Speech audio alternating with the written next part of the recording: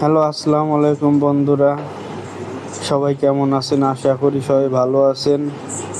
আমিও ভালো আছি, আপনাদের দোয়া ও ভালোবাসায়। আজকে শুক্রবার, অফিস ছুটি। আজকে সব জায়গায় ছুটির দিন। বাসা থেকে বাইরে হয়ে শিবু মার্কেট থেকে চলে গেলাম। কই যাব ভাবতেছি। চলে আসলাম হবিগঞ্জ কেল্লায়। কেল্লার সিঁড়ি দিয়ে আমি উঠতেছি। মানে অনেক মাদ্রাসা ছাত্র, অনেক মানুষে ঘুরতে এসেছে। এখানে অনেক এলাকার বড় ভাইরা ফুটবল খেলতেছে। মাঠটি দেখুন, বিশাল একটি।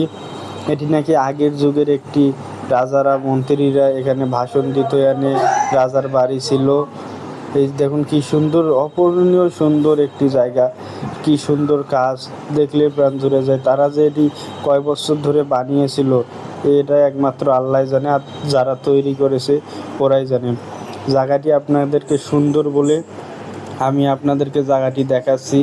জায়গাটি যদি আপনাদেরকে ভালো লেগে থাকে অবশ্যই ভিডিওটি লাইক, কমেন্ট, শেয়ার করে দিবেন। সামনে নিয়ে গেলাম। সামনে যেতে যেতে এক ভাইরা এনে ফুটবল খেলতে নামতেছে। ওনারা বসেছিল, এখন নেমে গেল। সামনে গেলাম। সামনে যাওয়ার পর এই যে চার কোণা এসে যে রুমের মতো যে কেল্লাটা, ওটার দেখাবো আপনাদেরকে। এটা কেমন দেখুন, কি পুরানা কীরকম হয়ে গেছে। এটার ভেতরে গাছ গুছ সব কিছুই ছিল। এটার উপরে একটা বট গাছ হয়ে গেছে। জায়গাটি কিন্তু অনেক সুন্দর। কেউ কোনো জায়গায় ছবি না তুললে কিন্তু এটার ভেতরে এসে ছবি তোলে। এটা নাকি এটার উপরে উঠে নাকি আগে ভাষণ দিত। আগের রাজারা মন্ত্রীরা এটার উপরে উঠে বসে ভাষণ দিত। এখানে অনেকে ছবি তোলে, অনেকে এসে বসে থাকে। দেখুন, আমি এখন আপনাদেরকে এটার ভেতরে নিয়ে যাচ্ছি। ভেতরে নিয়ে দেখাবো আপনাদেরকে ভেতরে কীরকম।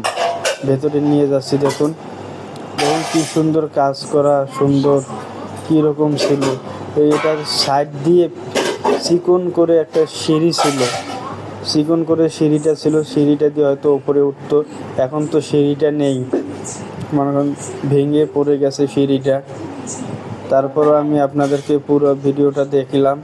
অনেক ভাই ব্রাদার আপু অনেকেই ছবি তুলতে এসেছে।